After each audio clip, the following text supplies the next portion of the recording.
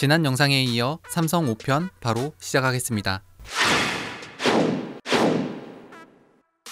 1987년 초대 회장이던 병철의 죽음 이후 삼성그룹은 병철의 재산을 분할해야 하는 숙제를 안게 됩니다. 특히 1991년 병철의 차남 창희가 혈액암으로 세상을 떠나며 병철의 자녀들 간의 재산 분할이 본격적으로 진행되었습니다.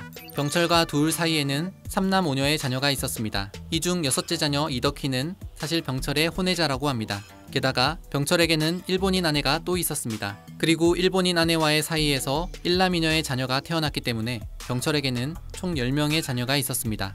첫째이자 장녀였던 이인희에게는 종이사업을 하던 전주제지와 고려병원이 상속됩니다. 인희는 1979년에 호텔신라의 상임이사로 취임, 1983년에는 전주제지 고문이 되어 삼성그룹의 제지사업을 맡았습니다.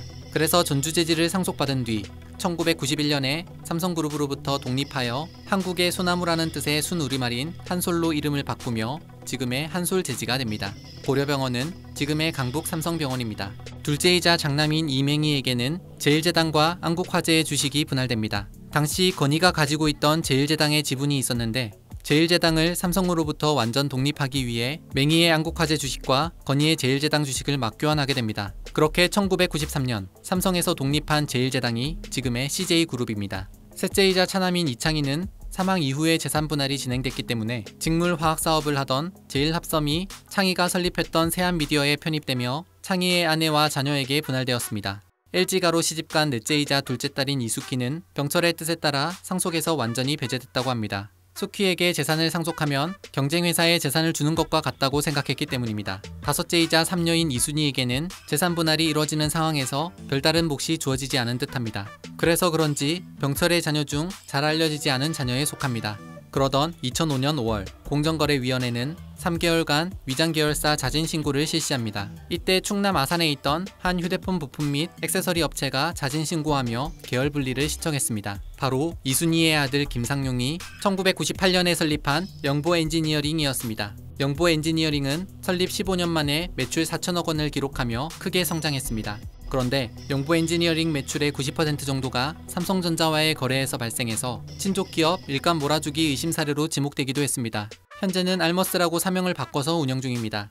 여섯째이자 사녀인 이덕희는 혼외자였기 때문에 재산 분할에서 제외되었다고 합니다. 일곱째이자 삼남이던 건희는 삼성물산, 삼성전자, 삼성반도체통신, 제일모직, 중앙일보, 동방생명을 모두 물려받으며 삼성그룹 제2대 회장이 됩니다. 여덟째이자 오녀인 이명희에게는 신세계백화점이 주어졌습니다. 일본인 아내에게서 낳은 자녀 이태희와 이혜자에게도 역시 재산은 분할되지 않았습니다. 어쨌든 삼성과의 재산 분할은 그렇게 잘 마무리되는 듯 했습니다. 한편 1988년 5월 건희는 대표 상속인으로 상속재산은 237억 2300만원, 상속세는 150억 1800만원으로 신고했습니다. 국내 1위 재벌 총수의 상속세치고는 너무 작은 액수에 다들 의심을 품었습니다. 얼마 후 국세청에서 추가로 조사하여 누락된 신고분을 찾아내고 최종적으로 176억 원의 상속세가 확정되었습니다. 하지만 이 액수도 터무니없이 작은 금액이었습니다.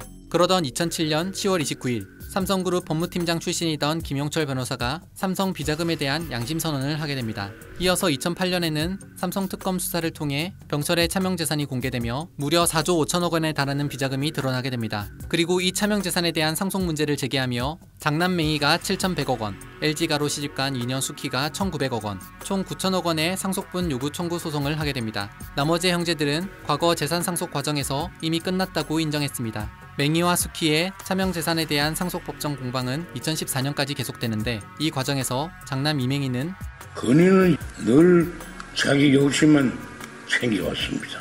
한 푼도 안 주겠다는 그런 탐욕이 이 소송을 초래한 겁니다. 라고 했으며 이에 건희는 아니 나보고 건희 할 상대가 아니 날 쳐다보고 바로 내 얼굴을 못 보던 양반이라고?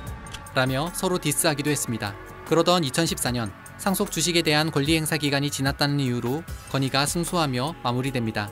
한편 극단적으로 얘기해 농담이 아니에요.